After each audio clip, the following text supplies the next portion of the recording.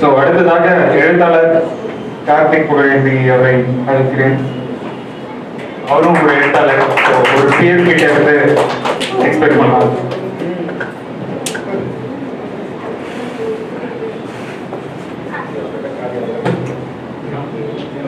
எல்லோருக்கும் வணக்கம். 2026 வருஷம் ஜனவரி 1ஆம் தேதி நியூ இயர். நியூ இயர் அப்போ ஒவ்வொரு வருஷமும் கடந்த 13 வருஷங்களா இந்த புத்தக கடையில தான் இருப்போம். நைட்டு வந்து நியூ இயர் ஹாப்பி நியூ இயர்ங்கிறது இந்த வாசல்ல இருந்து தான் எங்களுக்கு தொடங்கும். ஏன்னா புத்தக கடைகளில் புத்தக இரவுன்னு இருக்கு பெயர். நீங்களும் கூட இந்த 2027 வந்து கலந்துக்கலாம். எல்லாரும் வருவோம், புத்தகம் வாங்குவோம், பேசுவோம், அப்படிலாம் போயிட்டு இருக்கோம். அப்போ அன்னைக்கு நியூ இயர் முடிச்சுட்டு கிளம்பலாம் அப்படிங்கிற மாதிரி வந்து வெயிட் பண்ணிட்டு இருக்கும்போது வேடியப்பன் அவசரமாக காட்டிங் வாங்க அப்படின்னு சொன்னேன். உள்ள போனேன், ஒரு புத்தக வெளியீடு. சரி, எதுவுமே தெரியாம போய் நிற்கிறோமே அப்படின்னு சொல்ல போனா உள்ள போனா அருண் சார் இருந்தார். அவர் நமக்கு தெரியும் அப்படின்னு சொன்னோடனே அவங்க நிபுணமதி மேடமும் இருந்தாங்க. அவங்களோட புத்தகம் தான் வெளியிட்டாங்க. தீம் துணை நீர் அப்படிங்கிற அவங்களோட 3வது புத்தகம். இது வந்து 4வது புத்தகம். இந்த புத்தகம் தான் வெளியிடுறோம். சும்மா 2 வார்த்தை பேசிட்டு யாருமே தெரியாது, புத்தகம் படிச்சதில்லை, எதுவுமே தெரியாது, என்ன பண்றது அப்படின்னு சொல்லி சரி ஒரு நிமிஷம் கொடுங்க அப்படின்னு சொல்லி இப்படி ஓரமாக போய் ஒரு 10 நிமிஷம் முதல் ஒரு 10-20 பக்கங்களை படிச்சுட்டேன். எனக்கு ஒரு நிலக்கடலை அவங்க நிலக்கடலை போட்ட ஒரு கட்டுரை முதல்ல இருந்துச்சு.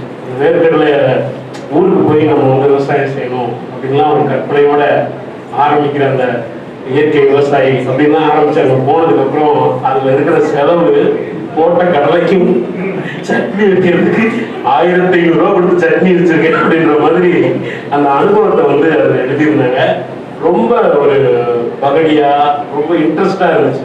டக்குன்னு நம்மள இன்ஸ்டாகிராம் ரீல் மாதிரி 30 செகண்ட்ல பிடிக்க வச்சுற மாதிரி கட்டுரை பிடிச்சிருச்சு. அப்போ அதை அப்படியே அந்த அந்த வெளியீட்டு நிகழ்ச்சியிலே அப்பவே பேசிட்டேன். பேசின உடனே அப்பதான் அறிமுகம், முதல் அறிமுகம். அது இந்த 6 மாதங்கள் தொடர்ந்து அவருடைய புத்தகங்களோட இந்த புத்தகம் வெளியான உடனே வெளியாகிறதுக்கு முன்னாடி அட்டை தயாரிக்கும் போது அனுப்பியிருந்தாங்க. சாய்ந்தே சுழலும் பூமி அப்படின்னு. பூமிங்கிற டெக்ஸ்டை பெருசா போடலாமே அப்படின்னு. இல்ல நான் அது சாய்ந்து சுழலுதுங்கிறது தான் முதன்மைப்படுத்த நினைக்கிறேன், அதனால அதை முதல்ல பெருசா சொல்றேன் அப்படின்னு. அதுக்கு ரீசன்ங்கிறது நீங்க நாவல் படிக்கும் போது தெரியும். ஓகே அப்படின்னு சொல்லிட்டேன். நாவல் வந்துருச்சு, நீங்க வந்து உங்களுக்கு அனுப்பி வைக்கிறேன்னு அனுப்பி வச்சாங்க. ரொம்ப நல்லது, நீங்க நிகழ்ச்சி நடத்தும் போது கண்டிப்பா நான் கலந்துக்குவேன் அப்படின்னு சொன்னேன். நான் கலந்துக்குவேன்னு சொன்னது அந்த இடத்துல உட்காந்துட்டேன் அப்படின்னு அர்த்தம். எனக்கு கடந்த வாரம் ஒரு மெசேஜ் அனுப்புனாங்க, என் போட்டோ போட்டு டிசைன் பண்ணியிருக்கு, நான் பேச போறேன் அப்படின்னு. ஆக்சுவலி எனக்கு அப்பதான் தெரியும் நான் இந்த புத்தகத்தை பத்தி பேச போறேன் அப்படின்னு சொல்லிட்டு அதுக்கப்புறம் தான் உட்காந்து படிக்க ஆரம்பிச்சேன். ஸோ இப்போ முறையான உரைக்குள்ள போயிடலாம். இதுதான் இன்ட்ரோடக்ஷன். இந்த புத்தகத்தை வந்து எப்படி அணுகிறது அப்படிங்கிற ஒரு இடம் இருப்பாங்க. உலகத்தில் மொத்தமே 7 கதைகள் தான் அப்படின்னு ஒரு பிரபலமான எழுத்தாளர் விமர்சகர் கிறிஸ்டோபர் புக்கர் அப்படிங்கிறவர் சொல்லியிருக்காரு. எல்லா கதைகளையும் அவர் வந்து ஒரு 34 வருஷமா ஆராய்ச்சி எல்லாம் பண்ணி உலகத்துல சொல்லப்பட்ட எல்லா கதைகளும் 7 பிளாட்டை கொண்டிருக்கான். இந்த 7 பேசிக் பிளாட்ஸ் அப்படின்னு சொல்லியிருக்காரு. அந்த 7 என்னெல்லாம் அப்படின்னா, முதலாவது ஒரு அசுரனை வெல்லுதல்.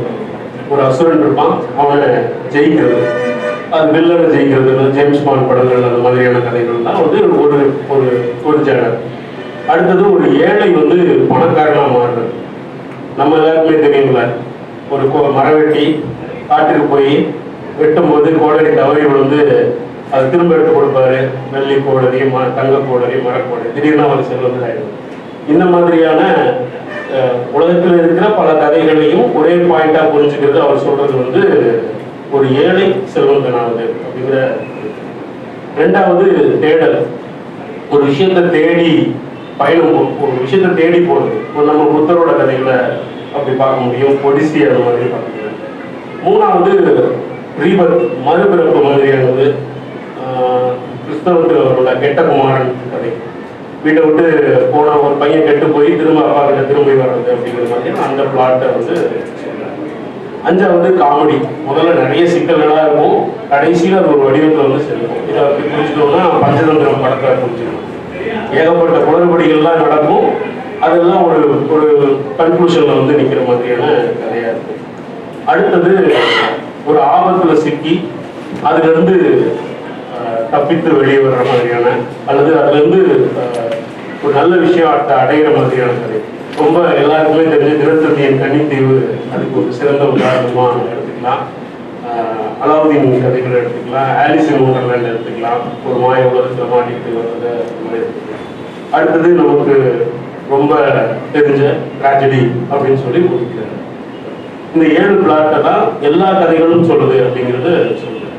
அப்போ இந்தியாவுக்குள்ள நான் வந்து இந்த 7ங்கிறது அவருடைய கருத்தாக்கும்.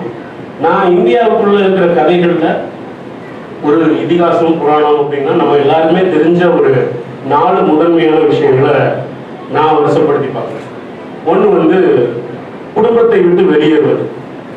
புத்தர் மனைவி பிள்ளைகளை விட்டு வீட்டை விட்டு வெளியேறி போனது அப்படிங்கிறது இந்தியாவோட மிக பழமையான புத்த ஜாதக கதைங்கிற ஒரு புராண கதை. குடும்பம் அப்படிங்கிற அமைப்புக்குள்ள இருந்து ஒருத்தர் வெளியேறுவது.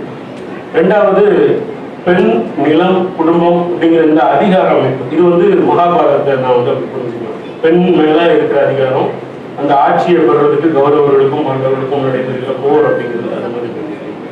அடுத்ததும் ஆண் பெண் அப்படிங்கிற உறவுக்குள்ளதான் வந்து பிறன்மனை கவர்தல், அசுரனை அழித்தல் எல்லாம் கடந்த ஒரு ராமாயணத்தை அந்த மாதிரி புரிஞ்சுக்கலாம். தமிழ் மண்ணுக்கே உரிய கதையா இருக்கிறது வந்து சிலப்பதிகாரம். அதுவும் அந்த குடும்ப உறவு தான். கண்ணகி, கோவலன் அப்படிங்கிற அந்த பாட்டு. இந்த நாவலை நான் முதல்ல வாசிக்க ஆரம்பிச்சப்போ இது வந்து இந்த நாவல் வந்து 2 பாகங்களா இருக்கும். 2 பாகங்கள் வந்து ஒரு பெரிய சஸ்பென்ஸ். ஏன்னா முதல் பாகங்களை வாசிச்சுக்கிட்டு போயிட்டே இருக்கும்போது அப்படி ஒரு மேலோட்டமான ரீடிங் முதல்ல முடிச்சேன். அதன் பிறகு அந்த கிட்டத்தட்ட அந்த 2வது பாகத்துக்கு முன்னாடி வரைக்கும் முடிக்கிற வரைக்கும் எனக்கு ஒரு மாதிரியான ஒரு நான் வேற ஒரு தொழில அதை வாசித்தேன்.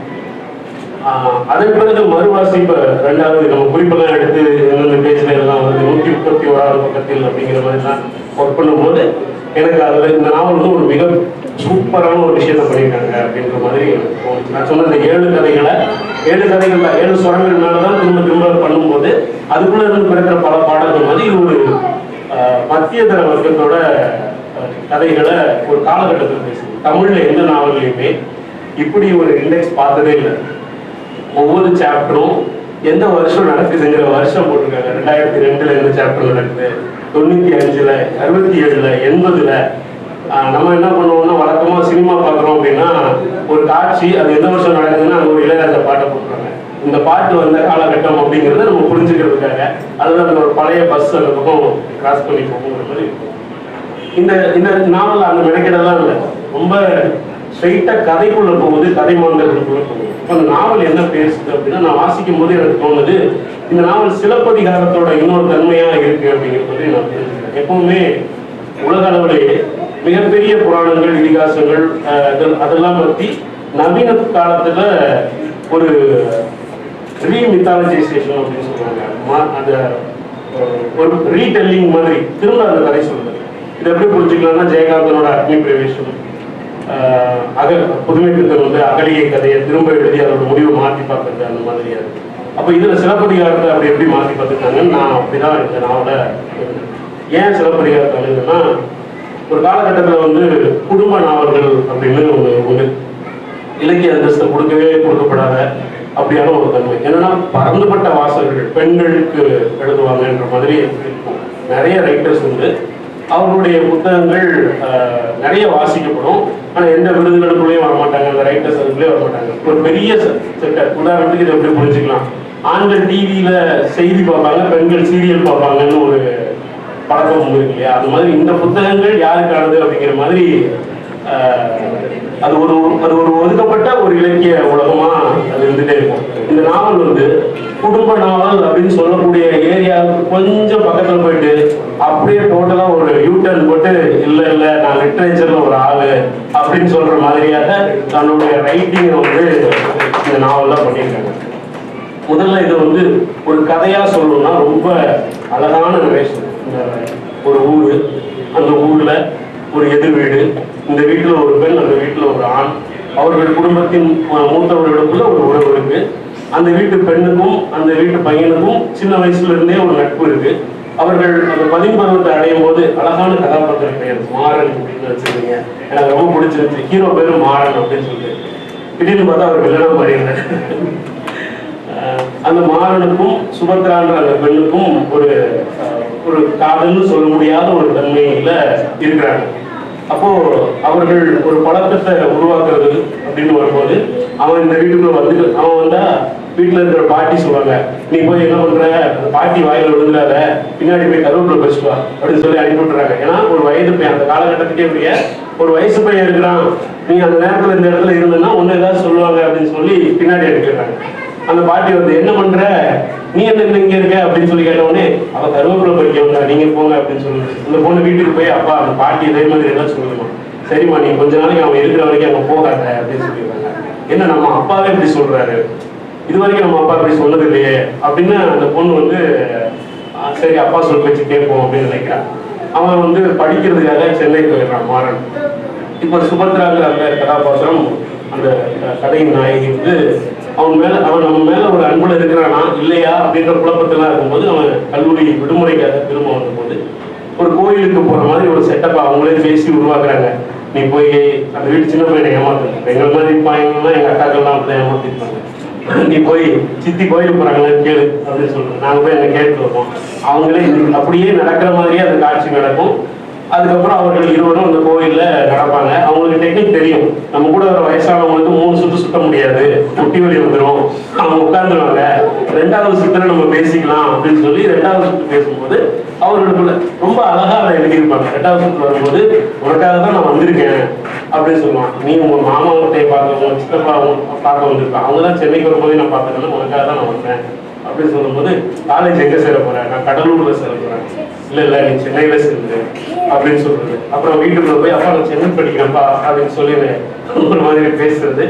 அது அவரும் நம்ம சொந்தக்கார பையன் இருக்கிறான் அவன்கிட்ட கேட்போம் அப்படின்னு சொல்லி இயல்பாவே இந்த பெரியவர்களுக்கு ஒரு கதை அவர் தான் எல்லாத்தையும் நிகழ்த்துற மாதிரி இருக்கும், கீழே ஒன்று நிகழ்த்தப்படும்ல, அப்படியாக இந்த காதல் கதை நிகழ்ந்துருது. அப்புறம் வேலை கிடைச்சு அவன் துபாய் போயிடுறான் மாறன். துபாய் போனதுக்கு பிறகு கடிதத்துல இந்த போக்குவரத்து நடைபெற்றுக்கிட்டே இருக்கு, காதல் அப்படின்னு நிகழ்ந்துகிட்டே இருக்கு. இவருக்கு வீட்டுல ஒரு காலகட்டத்துல திருமணம் பண்றதுக்காக பேச்சுவார்த்தைகள் ஆரம்பிக்குது, பதட்டம் உருவாகுது. அந்த அவர்களுக்கு பொதுவான ஒரு சித்தி இருக்காங்க, தனம் அப்படின்னு ஒரு கேரக்டர், சூப்பர் கேரக்டர். அவங்க வந்து ஒரே ஒரு பக்கத்துல ஒரு ஆக்சுவலி என்னன்னா அந்த மூலத்துல எல்லாம் ஒரு பக்க கதைகள் வரும்ல, அது மாதிரி புக்ல இருந்து ஒரு 10 பேப்பரை கிழிச்சு நம்ம தனித்தனியா கொடுத்தோம்னா அவங்க பப்ளிஷ் பண்ணிடலாம். அப்படி அந்த ஒவ்வொரு பக்கத்துலயுமே ஒரு கதை அழகழகா உள்ள வந்து இருக்கு. அந்த வீட்டுல வேலை பார்க்குறவங்களா இருக்கட்டும், ஒரு வேலைக்காரரோட மனைவி பத்தி இருக்கிற இந்த மாதிரி சின்ன சின்ன கதைகள், சின்ன சின்ன விஷயங்கள் நிறைய இருந்துச்சு அழகா. இப்போ குடும்பத்தினரே பேசி மாறனுக்கும் சுபத்ராவுக்கும் திருமணம் பண்ணி வைக்கிறாங்க. இந்த மாறன்கிறவன் தான் கோவலன், இந்த சுபத்ராங்கிறவன் தான் கண்ணகி. இப்படி நான் புரிஞ்சுக்கிறேன். ஏன் இப்போ கண்ணகி கதை கோவலங்கிறது நமக்கு தெரியும். மாசாத்துவன் அப்படிங்கிற ஒரு வணிகரோட 16-17 வயசு பையன் கோவலன், மாநாயகன்கிற இன்னொரு வணிகரோட 12 வயசு பொண்ணு கண்ணகி, 2 பேருக்கும் திருமணம் பண்ணி வைக்கிறாங்க. திருமணமாகி கொஞ்ச நாள் நல்ல செல்வ செழிப்போட அவர்களுடைய வாழ்க்கை தொடங்குது. இப்ப கோவலன் என்ன பண்றான், மாதவிங்கிற ஒரு பெண்ணை வந்து நகரப்பகுதியில பார்க்கிறான், அவள் மேல பையன் போடுறான், அவளோட தன்னுடைய வாழ்க்கையை தொடர்றான், கண்ணகியை மறந்து அவள் கதியாகவே இருக்கிறான். ஒரு கட்டத்துக்கு அப்புறம் பணம் பொருள் எல்லாத்தையும் இழந்ததுக்கு அப்புறம் திரும்ப மனைவியை நோக்கி வர்றான். சரி நாம இந்த ஊர்ல பிழைக்க முடியாது, இனி கெட்ட பேர் ஆயிடுச்சு, இருக்கிற பொருளை வச்சு நம்ம வேற ஊருக்கு போய் பிழைப்போம் அப்படிங்கிற மாதிரி அவங்க தங்களுடைய ஊர்ல இருந்து கிளம்பி வராங்க. நீ ரொம்ப தூரம் அலைய வேண்டியிருக்கும், நான் மதுரையில போய் உன் கால் சிலம்ப நான் வித்துட்டு வரேன், அது வரைக்கும் நீ வந்து இந்த ஊர்ல ஆயர்கள் இருக்காங்க அவர்களோட இரு அப்படின்னு சொல்லிட்டு அவன் கோவலன் கிளம்பி போறான். அவன் போன நேரத்துக்கு பாண்டிய மன்னனோட மனைவியோட கால் சிலம்பு காணாம போகுது. இவன் கையில ஒரு சிலம்பு எடுத்துட்டு வணிக வீதியில போய் இதை நான் வியாபாரம் பண்றேன்னு போகும்போது அங்க இருக்கிற கொள்ளர் வந்து அதை பார்த்துட்டு இந்த சிலம்பு மன்னர் வீட்டுல காணாம போனதாச்சே நீதானா அப்படின்னு அவர் தகவல் அனுப்பிடுறாரு. மன்னர் வந்து அவனை கொண்டு வருக அப்படின்னு சொல்றாரு. கொண்டுட்டு வா, அவன் யாருன்னு விசாரிப்போன்னு சொல்றாரு. கொன்று வருக அப்படி கொண்டு வருகிறது கொன்று வருகிற மாதிரி ஸ்பிரிட் ஆயிருக்கு. எழுத்துப்பிள்ளை எவ்வளவு பெரிய வேலையை பார்த்துருது. அப்போ கோவலனை கொலை பண்ணிட்டு சிலம்ப கொண்டு வந்துடுறாங்க. கோவலனுக்கு இப்படி ஒன்று நடந்துருச்சுங்கிற தீய சகுனங்கள்லாம் அங்க இருக்க கண்ணகிக்கு தெரிஞ்ச உடனே கண்ணகி கிளம்பி வரா. தன் காலில் இருந்து இன்னொரு சிலம்பை எடுத்துட்டு பாண்டிய மன்னனோடு ஏறாமன்னா செப்போது அப்படின்னு கேள்வி கேட்கிறா. கேள்வி கேட்டா இல்ல அவன் நான் திருடின சிலம்பு என்கிட்ட இருக்கு அப்படின்னு சொல்றாங்க. அப்படின்னா என் கால் சிலம்பு மாணிக்கப்பவர்கள், எங்க அப்பா அம்மாலாம் வணிக குடும்பத்தை சேர்ந்தவங்க, அவர்கள் வெளிநாடுகளுக்கு எல்லாம் போறவங்க, அங்க இருக்கிற மாணிக்கப்பவர்கள்லாம் வாங்கி என்னோட சிலம்புல வச்சிருக்காங்க, நான் உடைச்சு காட்டுறேன். எங்க உன் மனைவியோட சிலம்பு தான் அதுன்னு சொல்றேன்ல, அதை உடைச்சு காட்ட உன் மனைவி சிலம்புல என்ன இருக்கு? முத்து தானே, பாண்டிய நாட்டில் முத்து தானே இருக்கும், அப்ப அதில் முத்து உடையணும்னு கேட்கிறான். அவன் வீசுறா ரெண்டுமே மாணிக்கப்பவர்கள் தான். அப்போ மன்னன் வந்து தான் தப்பான நீதி சொல்லுன்னு செத்து போயிட்டான். இதுதான் சிலப்பதிகாரத்தோட ஒரு சுருக்கமான கதை. ஏன்னா யாருமே சொல்ல மாட்டேங்கிறாங்க, எல்லாருக்கும் தெரியும்னு பேசிட்டே இருக்கிறதுனால நான் வந்து சொல்லிடலாம், யூடியூப்ல ஏதாவது இருக்கட்டும். இப்போ கண்ணகி கோவப்பட்டு தன்னுடைய ஒரு முளையை திருகி எரிந்து மதுரையை எரிக்கிறா. மதுரை பத்தி எரியுது, ஊரே கலவரமாகுது. அவர் கோவம் தணிக்க அப்படியே மேற்கு தொடர்ச்சி மலை மேல போய் ஏறி அவள் கண்ணகி பத்தினி தெய்வமானாங்கிறது சிலப்பதிகாரத்தோட கதை. இப்ப கண்ணகிக்கு ஒரு நாத்தனார் இருந்தாலும் வைங்க, அதுதான் இந்த கதை. சுபத்ராவுக்கு ஒரு நாத்தனார் வருகிறார். கண்ணகியோட கோவலன் கூட பிறந்த ஒரு அக்கா கேரக்டர் வருது. இந்த அக்கா கேரக்டரை பத்தி எழுதியிருக்காங்க. படிக்கும் போது ஒரு சீரியல்ல வெட்டிமொழி நாடகத்துல ஒரு மாமியார் வருவாங்கல்ல, அந்த மாதிரி ஒரு கேரக்டர். எனக்கு இவங்க வந்து ஒருத்தர் இப்படி அப்சர்வ் பண்ணிருப்பாங்கன்னு நினைக்கும் போதே பயங்கரமா இருந்துச்சு. அஞ்சலி தேவின்னு அவங்களுக்கு பேரு. அவங்க பேர் வைக்கும் போதே அவங்க அப்பா அம்மா ரெண்டு பேரும் டிஸ்கஸ் பண்றாங்க, என்ன பேர் வைக்கலாம் அப்படின்னு சொல்லி பேசினோடனே அப்பா மனசு வந்து அந்த ஆசையை சொல்றாரு.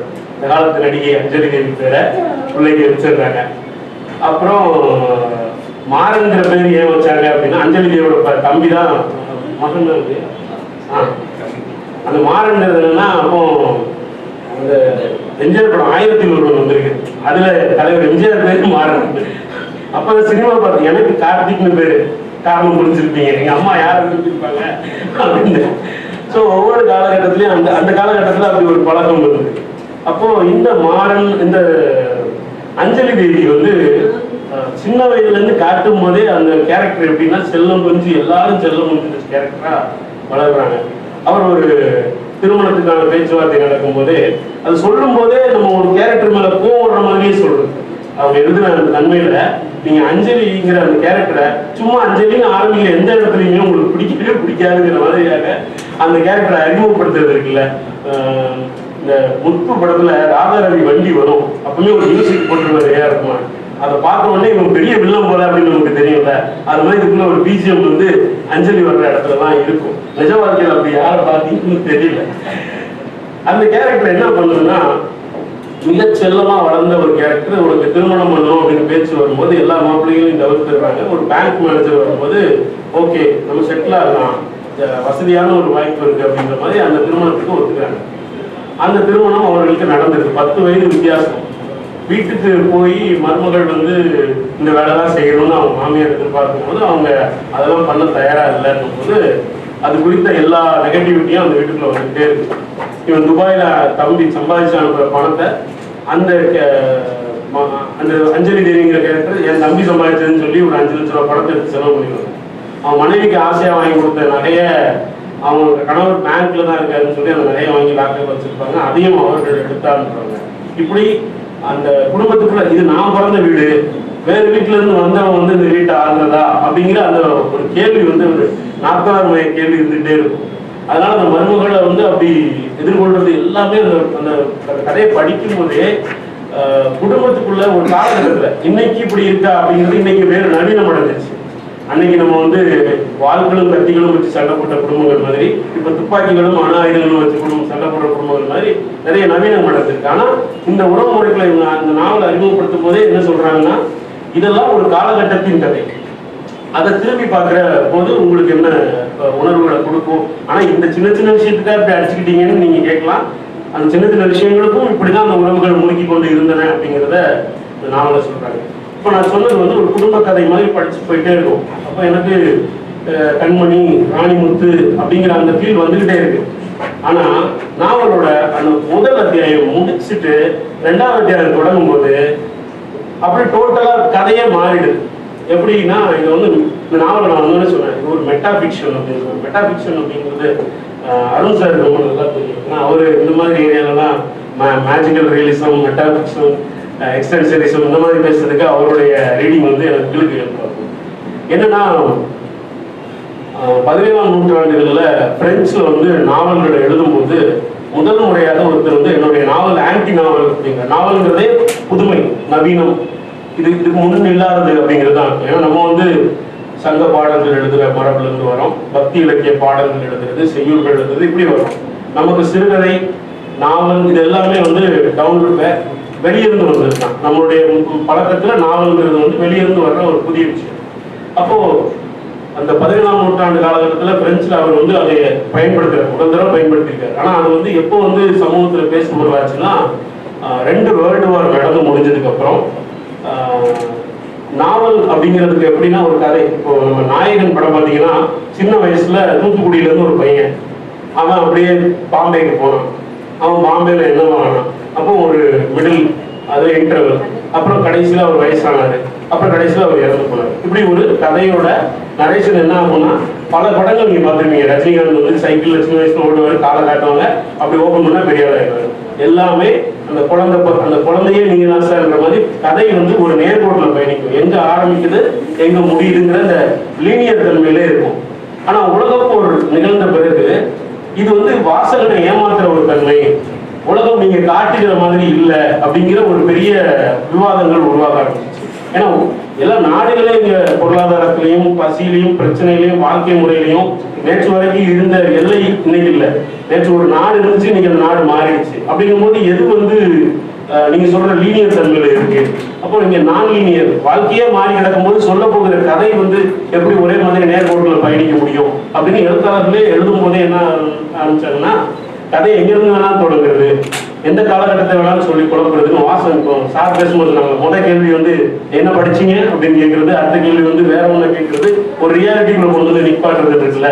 இந்த ரைட்டிங்குள்ள இந்த சேஞ்ச் வந்து அப்பதான் நடந்துச்சு. அப்போ அதுக்கு வச்ச பேர் தான் ஆன்டி நாவல் அப்படிங்கிற பேரை 1948 வந்து அந்த பேர் பயன்படுத்தப்படுது. 50களில் அது வந்து பேசு பொருளாகுது. 60களில் அதை வந்து கோட்பாடுகளா பல்கலைக்கழகங்கள் கல்வியியல் நிலையங்கள்ல பேச ஆரம்பிச்சிட்டாங்க. ஸோ நாவலுக்கு அப்படி ஒரு பேர் இருந்துச்சு. ஆனா ஒரு குறிப்பிட்ட காலகட்டத்தில் ஆன்டி நாவல்ங்கிற வார்த்தை மட்டும் போதுமானதா இருக்காது. அதை வந்து வகைப்படுத்துறாங்க. இந்த நாவல் எப்படியானது அப்படின்னு ஒவ்வொரு காலகட்டத்தில் வகைப்படுத்தும் போது ஒரு குறிப்பிட்ட காலத்தில் 70கள் 80கள் அந்த டைம்ல தான் வந்து மெட்டாஃபிக்ஷன் அப்படின்னு ஒன்று உருவாக்குது. இந்த மெட்டாஃபிக்ஷன் என்ன அப்படின்னு புரிஞ்சுக்கலாம்னா, இப்போ நாங்கள் இங்கேருந்து பார்க்கலாம், நீங்க அங்கேருந்து பார்த்தா தெரியும், அந்த கண்ணாடி இருக்கு. இந்த கண்ணாடி வழியா வெளியே என்ன நடக்குதுங்கிறத நீங்க பார்க்கலாம். ரைட்டா, ஒரு ரூம்ல ஒரு கண்ணாடி இருக்கு. அந்த அந்த இடத்துல நின்று நீங்க வெளியே பார்த்தீங்கன்னா வெளியே நடக்கிற எல்லாமே தெரியும். நீங்க க்ளோஸா போகும்போது உங்களுடைய பிம்பம் அந்த கண்ணாடியில் விடும். இப்போ நீங்க உங்களையும் சேர்த்து அதில் பார்க்க ஆரம்பிச்சிருவீங்க. இதுதான் மெட்டாஃபிக்ஷனோட புரிந்து கொள்ளுங்கிற ஒரு வடிவமா இருக்கும். அதே மாதிரி தான் அந்த நாவல் ஒரு கதையை சொல்லிக்கிட்டே வரும். ஃபர்ஸ்ட் பார்ட் முடிஞ்சிடும். செகண்ட் பார்ட்ல அந்த முதல் கதையை வாசிச்சுட்டா ஒரு வாசகன் வரும். சொல்லிட்டு இருந்த கதையை படிச்சுட்டு சந்திரன் அப்படின்னு ஒருத்தர் சந்துரு அவர் வந்து இந்த கதையில வந்து ஒரு தன்மை என்னன்னா, மாறனும் சுபத்ராவும் நல்ல காதலித்து அவர்கள் எதிர்கொண்ட சொந்தமா வீடு கட்டலாம் இருப்பாங்க. பணம் போயிடும், நகை போயிடும், குடும்பத்துக்குள்ள பிரச்சனை வந்துடும், தனியா வந்து தனி குடுத்தவங்க இருக்க ஆரம்பிச்சிருவாங்க, பிள்ளைகளுக்காக வாழ ஆரம்பிச்சிருவாங்க. குடும்பத்துக்குள்ள நிறைய நம்பிக்கையான விஷயங்கள் எல்லாமே நடந்துட்டே முடிஞ்சு போயிருக்கும். அப்போ மாறன் துபாயில இருக்கிறான், சுபத்ரா இங்க இருக்கிற 2 பிள்ளைகளோட அவர்களுடைய காதல் காட்சி அப்படியே காதல் இன்னும் அப்படி இருக்கிறது. உனக்கு உடம்பு சரியில்லாம அட்மிட் ஆயிருப்பா சுபத்ரா. அப்போ அங்கிருந்து போன் பண்ணி சொல்லுவான், அங்கிருந்து நான் உடனே கிளம்பி வரணும்னு தோணுது, ஆனா என்னால வர முடியலையே அப்படிங்கிற மாதிரிலாம் சொல்லும்போது அது வரைக்கும் மாறன் நமக்கு வந்து ஹீரோவா தான் இருப்பான். ஆனா இப்படியான இந்த காதல் ஒரு கட்டத்தில் மாறன் என் வாழ்க்கையில் தேவையே இல்லை என்று நினைக்கிற அளவில் கொண்டு வந்து விட்டது அப்படின்னு முடிப்பாங்க. இதை வந்து நான் படிச்சாலும் நீங்க படிச்சாலும் என்ன அப்படி ஆயிடுச்சா, என்ன நடந்துச்சு அப்படின்னு நமக்கு ஒரு கேள்வி இருக்குல்ல. இந்த கேள்வியோட தான் நாவலோட 2வது பாகம் ஆரம்பிக்குது. அதை கேட்கிறவன் வந்து ஒரு ரீடர். யார்கிட்ட கேட்கிறான்னா அந்த அந்த முதல் பாகத்தை எழுதின ரைட்டர்கிட்ட கேட்கும். ஸோ அந்த ரைட்டர் அந்த கதைக்குள்ள வராங்க. அப்போ இது இந்த முயற்சி வந்து பல காலங்களில் நடந்திருக்கு. டான் விக்ஷாட் காலத்திலேயே ஒரு அரபு இந்த மொழிபெயர்ப்பு அப்படிங்கிற மாதிரியான குறிப்புகள்லாம் இருக்குதானாலும் தமிழ்ல இப்போ என்ன சொல்ற ரொம்ப சீரியஸ் ரைட்டர்ஸ் எல்லாம் இதை ட்ரை பண்ணி பார்த்துருக்காங்கனாலும் நீங்க நல்லா பார்த்தீங்கன்னா விரும்மாண்டி படத்துல 3 கோணங்கள்ல ஒரு கதையை ஒவ்வொருத்தரும் அவரோட கோணங்கள்லாம் சொல்ற மாதிரியானலாம் எனக்கு இவங்களை கணிக்கவே முடியல. நம்ம நியூ இயர் அன்னைக்கு பார்த்தோம்ல, அப்போ ஒரு ரைட்டரா வேர்க்கல்ல போடுற ஒரு அனுபவத்தை எழுதுற ஒருத்தராக கழிச்சிருப்போம்ல, அவர் என்னடா இப்படி ஒரு நவீனத்தன்மையை நாவல்களை கொண்டு வந்திருக்காங்களே, அப்படின்னு சொல்லி நான் இங்கே வந்த உடனே முதல்ல பண்ண வேலையை அவங்களை கூப்பிட்டு உட்கார வச்சு உங்களை பற்றி சொல்லுங்க அப்படின்னு தான் கேட்டேன். அவங்க வந்து பேசும்போது நான் வந்து செஞ்சி மாவட்டம் ஸ்கூலில் ஸ்டேட் ஃபர்ஸ்ட் எந்த மாவட்டத்திலே நான் வந்து முதல்ல வந்தேன் அப்படின்னாங்க. எந்த மாவட்டம்னா இப்போ தென்னார்காடு மாவட்டம், மாவட்டமே இப்போ இல்லை. அப்போ அவங்களுடைய அந்த அனுபவங்கள்லாம் சொல்கிறாங்க. நான் வந்து மேடை பேச்சில் இருப்பேன், ஏன்னா வந்து ஒரு கட்சி வந்து நாங்கள் உங்களுக்கு எம்பிபிஎஸ் சீட்டு கொடுத்துட்றோம், எங்கள் கட்சிக்காக நீங்கள் மேடையில் வந்து பேசுங்க அப்படின்லாம் கேட்டிருக்காங்க. அவங்க அப்பா வந்து இல்லை அப்படிலாம் நான் என் பொண்ணை அனுப்ப மாட்டேன் அப்படின்னு அப்போ தெளிவாக முடிவு எடுக்கல, ஏன்னா எம்பிபிஎஸ் இருப்பாங்க. அதனால அப்போ அதுல இல்லாம அப்புறம் நடிக்கிறதுக்கு கூப்பிட்டுருக்காங்க, நீங்க வந்து நாடகங்கள்ல பங்கேற்கலாம் அப்படின்னு, ஆக்டிங் அந்த மாதிரி விஷயங்கள். அவங்க இப்போ ஃபேஸ்புக்ல இருந்ததெல்லாம் பார்த்தா அவங்க தோழி நானும் எங்க இருந்தாலும் டக்குன்னு டான்ஸ் ஆட ஆரம்பிச்சிடும் அப்படின்றாங்க. இதை வந்து இப்படி அவங்களுடைய நம்ம வந்து ஒரு கேரக்டரை இப்போ பார்த்தா எனக்கு ஹெட் மாஸ்டர் மாதிரி எனக்கு தோணும். நான் எனக்கு அது பயம் இருக்கு, அவங்கள்ட்ட கொஞ்சம் ஒரு ரெண்டு தள்ளி நான் பேசுனேன். ஆனா அப்படியாக அவரை கணிக்க முடியாதனால நான் கேள்விகள் மூலமா கேட்டுட்டே இருந்தேன். நீங்க வந்து உங்களுக்கு எந்த ரைட்டர் ரொம்ப பிடிக்கும் சொல்லுங்க. ஏன்னா நமக்கு அந்த எழுத்து முறை பார்க்கும்போது ஒரு சுஜாதா வந்து சில வார்த்தைகளை வீணாக்க மாட்டார் சொல்றத. இப்போ சார் பேசும்போது சொன்னாங்க அந்த ஸ்டார் வந்து சைக்கிளை கவியது அப்படிங்கிற மாதிரி சொன்னார் இல்லையா, அது மாதிரி விழுந்தது அப்படின்னு எழுதும்போது வீடு அப்படின்லாம் அவர் ரைட்டிங்ல சில ஜிம்னாஸ்டிக்லாம் பண்ணி பார்ப்பாரு. ஸோ அப்போ எனக்கு ஒருவேளை சுஜாதா அவங்களுக்கு ரொம்ப பிடிச்ச ரைட்டர்னா சிலர்லாம் கேட்டா ஆமா சுஜாதா எனக்கு ரொம்ப பிடிக்கும் அப்படின்னு. அவங்க அப்படி சொல்லல, நான் படிச்சிருக்கேன் ஒரு கட்டத்தில் எனக்கு வந்து அதை தாண்டிட்டேன், நான் அடுத்து வேலை வாசிக்க ஆரம்பிச்சிட்டேன். அப்புறம் டி ஜானகிராமன் படித்தேன், எனக்கு மோகமுள் படித்து ரெண்டாவது மறுவாசிப்பு பண்ணும்போது இதையே நம்ம கொண்டாடணும்னு சொல்லி நான் அதுல இருந்து வேற அந்த கருத்தியல்ல மாறுபடுறேன். இப்ப எழுதுற எழுத்தாளர்கள் சிலரோட புத்தகங்கள் எனக்கு பிடிக்கும், ஆனா அவர்கள் பேசுகிறத கேட்டா அப்படின்லாம் அவங்க வேற சொல்லிட்டே இருக்காங்க. எனக்கு அப்போ என்ன இவங்க பயங்கர நவீனமா இருக்காங்க, மாடர்னிட்டியா இருக்காங்க. ஏன்னா அப்படி நமக்கு தோணாது. நம்ம ஹெட் மாஸ்டர்லாம் என்ன இன்னுமே கிழக்கின் சூரியன் உதிக்கிறது அப்படின்னு தான் சொல்லுவாங்க. இல்ல டீச்சர் சயின்ஸ் புக்ல வேற மாதிரி சொல்றாங்க, சூரியன் பூமி சுத்துகிறது அப்படின்னு தான் சொல்றாங்க. நம்ம கேட்க முடியாது. அவங்களுக்கு அந்த பழக்கப்படுத்தப்பட்ட ஒன்றிலே இருக்கும்போது அவங்க அதை மாற்றி சொன்னாங்க. அப்போ உங்களுக்கு ரொம்ப பிடிச்ச புக்காவது அப்படின்னு ஆரம்பிக்கும் போது எனக்கு டான்சி கூட ரொம்ப பிடிக்கும் அப்படின்னு. அப்ப நான் சொன்னது நீங்க கணிக்க முடியுதா, எங்க ஹெட்மாஸ்டர் மாதிரி இருக்காங்க நான் சொன்ன அந்த தன்மையில இருந்து அவர்கள் நவீனமா வாசிக்கிறாங்க, இப்ப எழுதுறவங்க வாசிக்கிறாங்க. ஸோ அதுதான் அவங்களுடைய ரைட்டிங்ல வெளிப்படுது. இந்த நாவல் நான் சொன்ன அந்த தன்மை வந்து ஒரு ரைட்டர் உள்ள வராங்க. இன்னும் பயங்கரமான கிளைமேக்ஸ் இருக்கு இந்த நாவல்ல, அது நீங்க படிக்கும்போது தெரியுங்க. இந்த நாவலுக்குள்ள நிபுணமதியே ஒரு கேரக்டரா வராங்க. அது எப்படி வராங்கன்னா, ஒரு நிகழ்ச்சி சேர் இருக்கு, அந்த சேர்ல உட்காந்துருக்காங்க. ஒரு ரைட்டர் போயிட்டு வணக்கம், என் பேரு வந்து ஜானகி, எழுத்தாளர் தெண்டல்ங்கிற பேர்ல நான் தான் எழுதிட்டு இருக்கேன் அப்படின்றாங்க. இவங்க வணக்கம், என் பேரு நிபுணமதி, நான் நிபுணமதிங்கிற பேர்ல எழுதிட்டு இருக்கேன் அப்படின்னு சொல்றாங்க. அந்த இந்த முயற்சி இந்த மாதிரி இதெல்லாம் வந்து என்ன சொல்ற, ஏற்கனவே இப்படி ஒரு நாங்கள் சில எழுத்தாளர்களோட புத்தகங்கள் எடிட்டிங் அந்த மாதிரி வேலைகள்லாம் வரும்போது சில விஷயங்களை தவிர்க்கலாம், புதுசா ட்ரை பண்ணலாம் அப்படிலாம் சொல்லும்போது, இல்லை தம்பி பரதநாட்டியம் மாதிரி இப்படி ஆரம்பிச்சா தான் எங்களுக்கு வந்து அது சரியா வரும், நீங்க அதெல்லாம் மாத்தாதீங்க அப்படின்னு சொல்லுவாங்க. அந்த பழமையான விஷயங்கள் மரபுகளை கட்டுடைக்காம இருப்பாங்க. இங்க நிறைய மரபுகள் இருக்கு. இப்போ நீங்க வந்து இலக்கிய கூட்டம் அப்படின்னா ஒரு இன்விடேஷன் கொடுத்துருப்பாங்க, அதுல வந்து 5 மணிக்கு போட்டுருப்பாங்க. ரெண்டாவது எந்த கூட்டமும் 5 மணிக்கு ஆரம்பிக்க மாட்டோம், 6 மணிக்கு தான் 6:30 தான் ஆரம்பிப்போம். 6:30 தான் நாங்க வருவோம். நானே மரபை மீறி நீங்க 5 மணிக்கு வந்திருக்கேன் இல்லைன்னா அது தாமதமா தான் ஆரம்பிக்கும், தாமதமா தான் முடியும். அப்புறம் இங்க நடக்கிற கூட்டம் இல்ல, இது முடிச்சதுக்கு அப்புறம் வெளியே டிவி பிடிப்போம்ல, அங்க ஒரு தனித்தனி கூட்டம் நடக்கும். இப்படி சில மரபுகள் தமிழ் இலக்கியத்துக்குன்னு இருக்கு, அதை யாரும் மாத்தாம இருக்கும்.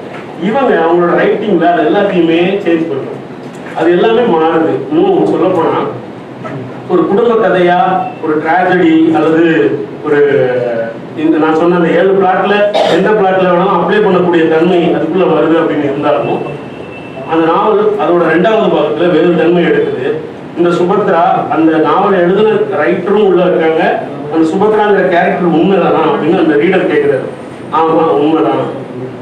அப்போ அவங்கள பார்க்க முடியுமா, சரின்னு சொல்லி அவங்க ஒரு நாள் வர சொல்லியிருக்காங்க. கதாநாயகியே வந்துருக்காங்க, ரீடர் இருக்காரு, ரைட்டர் இருக்காங்க. இவங்க 3 பேரும் உட்கார்ந்து இதை பத்தி பேச ஆரம்பிக்கிறாங்க. பேசும்போது சொல்லுங்க எப்படி வந்து மாறன் வந்து உங்களுக்கு பிடிக்காம போனாரு அப்படின்னு சொல்லி ஒரு கதை கேட்கும்போது அவங்க அதுக்கான அந்த விஷயத்த ரிவீல் பண்றாங்க. அங்கதான் நம்மளுக்கு மணிமேகலை உள்ள வராங்க, மாதவி உள்ள வராங்க. மாதவி துபாயிலிருந்து வராங்க. அப்படி புரிஞ்சுக்கலாம். அப்போ இங்கிருந்து வேலைக்கு போன இடத்துல என்னுடைய ரொம்ப நெருங்கிய நண்பர் என் மேல ரொம்ப அக்கறையா இருப்பாங்கன்னு சொல்லி கூட்டுவார். இங்க கூட்டு வரும்போது இவங்களுக்கு கேள்வி ஏற்படுது. 2 பேருக்கும் அது சார்ந்த உரையாடல இவங்களோட கேள்வி தாங்க முடியாது. அவர் வீட்டை விட்டு அவர் கிளம்பி போயிடுறாரு. அதன் பிறகு 2 பிள்ளைகள், அந்த 2 பிள்ளைகளை அவங்க ஆளாக்குறாங்க. ஏற்கனவே கதைப்படி அவங்களுக்கு 2 ஆண் குழந்தைன்னு அந்த கதையில இருக்கும். இப்போ அந்த சுபத்ராவோட மகன் வருவாங்க. ரைட்டர் கேட்பாரு, என்ன கதையில வந்து அவங்களுக்கு 2 பையன் எழுதிருந்தீங்க, இப்ப பொண்ணு வராங்க, கதையில எல்லாத்தையும் உண்மையாவா சொல்லுவாங்க? இது சொல்ல வர்றது என்னன்னா, பழக்கப்படுத்தப்பட்ட விஷயங்கள் இதுக்குள்ள வந்து நிறைய கேள்விகள் கேட்கிறாங்க. இதெல்லாம் வந்து ஒரு அந்த கேள்வியெல்லாம் எப்படி இருக்கும்னா, சில நேரங்கள்ல ரொம்ப தேய்வழக்கான கேள்விகள் தானே அப்படிங்கிற தன்மை இல்லாம கேள்விகளை எவ்வளவு நாசூக்கா கேட்கலாம் அப்படிங்கிற மாதிரி, இப்படி ஒரு சடங்கு, இப்படி ஒரு விஷயம் பண்றீங்கன்னா இதெல்லாம் சரியா அப்படிங்கிற கேள்விகள்லாம் அதுக்குள்ள கேட்டுட்டே வராங்க. ஆனா அவங்களே அறியாம அந்த நினைவுல இருந்து சில பழக்கங்கள் இருக்கும். அது நம்ம ரொம்ப முற்போக்கா பேசுவோம். ஆனா நம்மளை அறியாமலே சில விஷயம் நம்ம காலகாலமா கடைபிடிச்சிட்டு வர்றது நம்ம மீறி உள்ள வரும். அது மாதிரி சில விஷயங்களும் இதுல நான் வந்து பார்த்தேன். அதுதான் விமர்சனமா எனக்கு தோணுச்சு. என்னன்னா, நாம எது வந்து சேஞ்ச் ஆகணும் இந்த சொசைட்டில அப்படின்னு சொல்லி ரொம்ப ஆழமா பேசிட்டே இருக்கோம். அது நம்மள அறியாமலே எப்படி இப்படி பண்ணலாமா அப்படின்ற கேள்வியும் வரும்போது அது ரைட்டரோட வாய்ஸ்ல வரும். கேரக்டரோட வாய்ஸ்ல வந்திருந்தா எனக்கு வந்து அது கேரக்டர் அப்படின்னு, கதை சொல்றவர்களோட வாய்ஸ்ல வர்ற விஷயங்கள் அப்படி ஒரு கேள்வி வருது. உதாரணத்துக்கு சொல்ல முடியாது, நான் குறிப்பிடத்துக்குள்ள தொலைச்சிட்டேன் வேற காப்பி. ஆனா நான் முதல்ல கணிச்சு இதை வாசிக்கும் போது எனக்கு வந்து இது எப்பவுமே வந்து ஒண்ணு என்னன்னா, நாம சொல்ற கதையை தான் திரும்ப சொல்ல போறோம். 7 சுரங்கள் நான் சரிகமா பார்த்தேன் சார், அந்த அதுலதான் மியூசிக் எல்லா பாடல்களும் இருக்குங்கிறதுனால நம்ம பேசிக்ல இருந்தா பண்றோங்கிற ப்ராசஸ் இருக்கு. அதை எப்படி சொல்றாங்க, என்னென்ன பண்றாங்கிறது தான் நம்ம வந்து அதை புரிஞ்சுக்கணும். அப்போ இந்த கதையை நான் படிக்க ஆரம்பிச்சு முதல் பாட்டு போயிட்டே இருக்கும்போதே நான் சிலப்பதிகாரமும் அந்த எனக்கு வந்துச்சு. இவ்வளவு வாசிக்கணும், இவ்வளவு புத்தகங்கள் வாசிக்கணும். கரெக்டா 131வது பக்கம் வந்தோடனே ஆமா சிலப்பதிகாரம் தான் அப்படின்னு அவங்களே சொல்றாங்க. அதுல வருது, நான் என்ன கண்ணகி ஆச்சானும் மாதவி வீட்டுல இருந்து வந்த உடனே கால் சிலம்பு கொடுத்து கோவலம் கையை பிடிச்சு போறதுக்கு அப்படின்னு புத்தகத்துல எழுதிட்டேன். அப்போ இந்த கதைக்கு ஒரு அடித்தளம் இருக்கு அப்படின்னு சொல்லி நான் அந்த அடித்தளத்துல தான் நான் வாசிச்சிருக்கேன் அப்படிங்கிறது எனக்கு புரிஞ்சு. அடுத்து கொஞ்ச நேரம் வரும்போது நம்மளை வந்து நம்ம ஒரு ரைட்டரை கணிச்சிட்டோம் அப்படின்னு நமக்கு ஒரு பெருமை இருக்கும். ஒரு ரீடரா அதை பத்தி பேச போறோங்கிறதுனால கணிக்காம ஒன்று சொல்றது இருக்குல்ல, அதுதான் அந்த பியூட்டி இருக்கு. அங்க வந்து ஆண்டாள் அப்படிங்க வராங்க.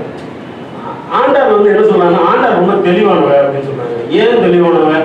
அவளுக்கு தெரியும் இந்த மனுஷ பையன் எவனையும் காதலிக்கவே முடியாது, அதனால அவ கடவுளை காதலிச்சுட்டா. அந்த அது அது சொல்லும் போது அதுல இருக்கிற பகடியும் தாண்டி ஒரு ரைட்டரோட இன்டெலிஜென்ஸ் அதுல வெளிப்பட்டுச்சு.